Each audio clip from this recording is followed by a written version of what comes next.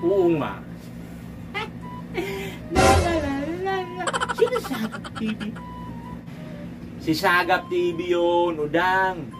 Isa yun sa mga pioneer ng Kalinga, batch 1. Ayan, kasama yung Kalampitos. Ano ba kayong dalawa dyan? Tumigil-tigil na kayong dalawa dyan, Udang, B-boy. Si Kuya Bang, nadadamay dyan sa mga kamaritisan nyo eh.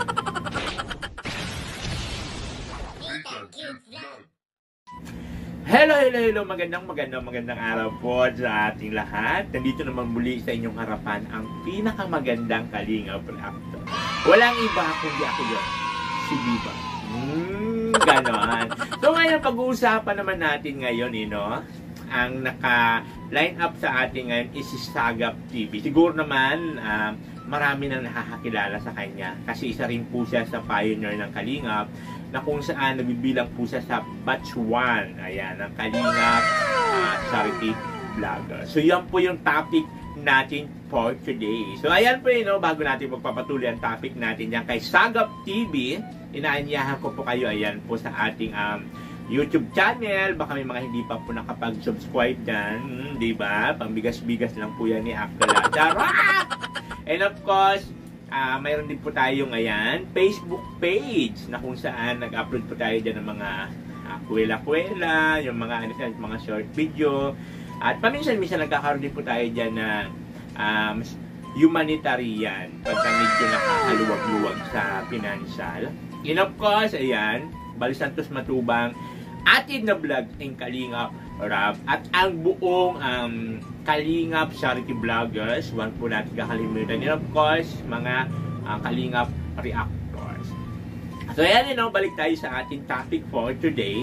At syempre, bago natin pagpapatuloy yung ating topic dito kay Sagap TV, panoorin muna natin yung kanyang video na kung saan kumuha tayo dyan na may action video para naman meron kayong idea at mapanood nyo rin ang kaniyang mga vlog. So ayan po, walang kukurap. Isang tahimik at liblib na lugar. Di mo akalain na mayroon pa palang nakatira sa isang liblib at napapalibutan ng mga kahoy. Nadatnan po namin ng isang lalaki na pag-alaman po namin ay hindi po siya nakapag-aral. Gayunpaman, ating sagapin. Hindi po siya nakakawika ng Tagalog kasi po hindi po siya nakapag-aral. Hindi ka naka-eskwela maski grade 1? Ano lang. Nag-grade 1 ka man? Yeah. Tapos grade 2? Ito. Mana? Grade 1 ka lang, Di siya nakatapos ng anong rason dahil ka nakatapos grade 1? Yeah. Mayong bilan? Mayong magurang. Wala. Mayong magurang? Magurang ko, mana? Yung magulang niya daw wala na. Magurang. Yapa ba na? Yung mama niya daw wala na daw. Papa na. Papa niya daw wala na. Wala na. Mag-isa na lang. Ako na solo. Sa'yo mo nabistado ang agong mo? Tinambak. Paano ka mo nagkabistuhan ni agong mo? Siya. Daraga ko soltero. Daraga ka soltero. Daraga soltero. May aki ka mo? Wala pang anak. Wala pa. Ano yung hanap buhay mo? Anong hanap buhay mo? Naghahanap pula yun, tapos nyo binibinta. Naghahanap ng pabakal dyan. Ng mga gulay dyan na makukuha daw dyan. Ito. Laing na binibinta niya. Manggura ng binti. Ito bang ang kilong Bagas. Mahal na bagang bagas ko niyan? Ano yung mga kilong bagas? 50 na bagang nagmahal ng bagas ko niyan. Nagtumaas na po yung presyo ng bigas. At dito po sa maliit na bahay na gawa sa trapal, dito nakatira yung mag-asawang si ano nga ni si ano nga rin mo? Hindi niya pa alam. Hindi niya tita yung anong apelyido mo? Apelyido Martinez. Yan. Anong tunay mong pangalan? Junior Jaime. Yan po, yan si Junior Jaime pala yung tunay na pangalan niya. Dito po nakatira si Junior Jaime dito sa maliit na bahay. Tapos ang kanyang kinabubuhay ay pagkakuha ng mga gulay-gulay sa gilid at binibenta niya. Yan. Ilang years na kayo, perang taong ka na po dyan na kay Star? Perang taon na po dyan na, haloy na? Kang soarin? Dati, nagkaroon mo. Lipat. Ipo, inatong baha. Ito, inanod din. Inatong kan baha. Inatong daw yung, ibig sabihin inatong ng baha, inanod yung baha. Ang baha. Inatong sa ilog. Yan. Ako pa lang si Sagap TV. Naghahanap kami ng katulad nyo na pwede nating matulungan sa abot ng ating makakaya. Yan. Kaya nagdigdi ako para tumabang sa mga mayong-mayo kapos dapang-dapa sa buhay. Araw po kaniyo na halos po na mayo na pong yung ganun, dingding. Yan panag-uuran, nagtutururo dyan. Panag-uuran. Ipo, nga daw po. Yan, nagtuturo. Oh. Pati ako. Ayan po yung bubong niya. Oh. Mahintik lang po. Talagang pinatong lang po sa kawayan yung ano. Pinatong. Ito po yung loob ng bahay. Ayan po yung loob. Talagang kapag umulan dito, butas-butas. Dito po natutulog po yung mag-asawa. Sa ligit po sa kalaman na grade 1 lang po yung napatapos po ng ni Kuya. So yan nga po yung mga kalingap, yung kanyang vlog na kanyang natagpuan doon sa gubat-gubat na yata yun, yung mag-asawa na nakatira lang doon sa Trapalo, di ba? Sobrang kawawa naman. Mahirap kausapin itong lalaki na to sa wikang Tagalog dahil nga po sa hindi siya nakapag-aral. So biko lang po yung usapan nila. So yun yung ating topic for today, si Sagap TV. Ayan, support po natin si Sagap TV. Napakabait po yan. So nakasama po yan ni Nathan Cute Vlog dati nung nasa Daga at siyempre sa Cam Norte sa Lighthouse. Naku, diba? Talagang sobrang takot ko kay Kuya Bal, baka mapalayas ka rin. Bravo.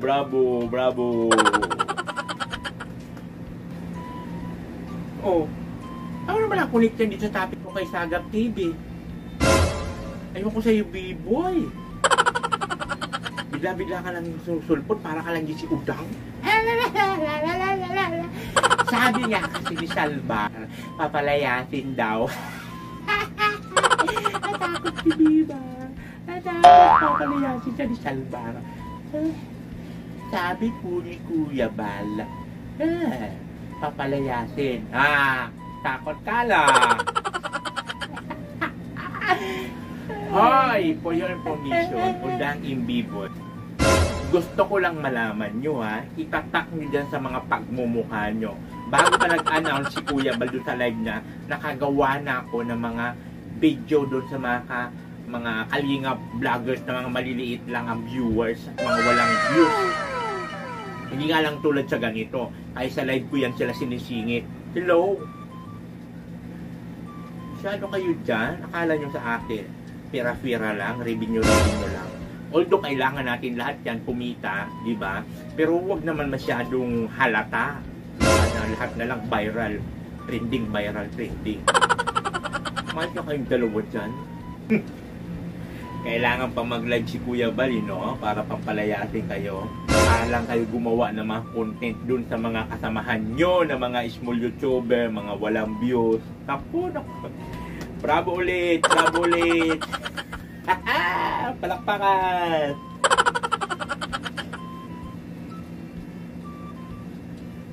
Oo nga. Sino Sagap TV? Sagap TV? Sino Sagap TV? Ay nako, B-boy. Huwag na wag mo nga tulad dyan sa mga kakilala mo na puro lang dikit-dikit sa viral at mga trending para lang sa kanilang revenue. Ibahin mo. May sarili akong diskarte at gumagawa ako kahit walang views. Yung mga viewers naman natin makakaalam yan. At sila naman nakakakita kung ano talagang mga kinukontent mo at mga pinaglalagay-lagay dyan sa mga YouTube channel. Kaya sila rin mamimili kung sino papanoorin nila. At sila rin makapanghusga kung ano ba talaga mga pinagagawa ng mga kalingap vloggers. Kaya naku, Although andyan na, siyempre kailangan natin kumita para sa ekonomiya, di ba? Pero hindi naman ganon. Sa mga katulad ng mga kilala mo, hello. Hoy! Bibang. Sino ba yung Sagap TV? Yung topic mo. Sino yun? Si Sagap TV yun, Udang. Isa yun sa mga pioneer ng Kalinga, batch 1. Ayan, kasama yun ng Kalampito. Sila yung una-unang pumunta doon. Pero actually, mas nauna pa si Nathan dyan nung nag-announce na si Kuya Bal ng mga Kalinga. Pero nung hindi pa nag-announce sila Kuya Bal, sa pagkakaalala ko, yan si Sagap TV sa kanila Lampito, siya yung pumunta doon para makipag-collab kay Kuya Bal. Pero nung nag-announce na ng Kalingap members, si Nathan Kut Vlog, yun yung una-una doon. Kaya si Sagap, marami nakakakilala na dyan. Kasi, kumbaga, pioneer din yan eh. Kumbaga sila yung mga nauna na Kalingap vloggers nung nag-announce na si Kuya Bal. Siya pala yun. Yung lagi nakashade, siguro lagi siyang may suro eyes. Kaya ayaw tanggal yung shade niya, no? Siguro lagi siyang may suro eyes. O baka naman, maliit yung isang mata. Ganon. Ganon kasi ganon ako nakita artista eh.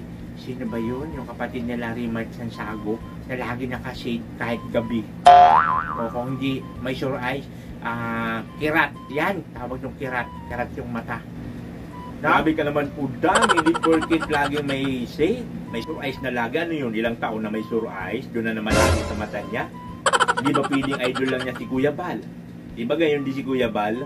Kahit nakapanggabi, nakagabi, umaga, tuwing nagla-live siya. Kahit saka hindi mo makita iyan na vlog niya na walang shade. Lagi naka-shade dyan. No, idol niya siguro si BSM, hindi yung may sure eyes. Ay, habang buhay na yan dyan na kaiski na sure eyes. Ano ba kayong dalawa dyan? Tumigil-tigil na kayong dalawa dyan. Udang, B-boy. Si Kuya Bal, nadadamay dyan sa mga kamaritisan nyo eh. Ano ba yan? Di ang sabi ko lang kay Udang, idol ni Sagap TV, si Kuya Bal, na lagi naka-shade. Yun, wala namang sinasabing iba. Kasi nagtataka siguro yan si Udang. Lagi naka-shade si Sagap. Sabi ba naman may sore eyes? Ano yun? Ilang taon na yung sore eyes sa mata niya. Idol na lang si Kuya Bal. Kasi lagi rin hindi ba naka-shade si Kuya Bal. Akala ko naman kasi ganun. Kasi di ko pa siya nakita na walang shade. Lagi na lang may shade. Na? Para si Salbar din. Lagi may shade. No? Si Salbar. Ganun pala yun siya. Naku talaga. Ikaw talaga, Udang, no? Lahat na lang papakialaman mo. Hindi ba pwede yun ang trip nila? Kaya mahirap sa inyo eh. Lahat na lang napupunan nyo. Yung mga sarili nyo hindi makikita. Trip nila yun. Huwag nyo pakialaman. Saka pwede ba magsilayas muna kayo dito? Hoy, ano itong ginagawa kong reaction video kay Sagap TV? Hindi ako matapos-tapos dahil sa inyong dalawa. Bayan. Kaba, halika at tumawa ka. Nathan Cute Vlog ang magpapasaya. Handa rin tumulong sa mga kapwa. Pagtulong sa nangangailangan, di magsasawa. Nathan Cute Vlog ang hanapin.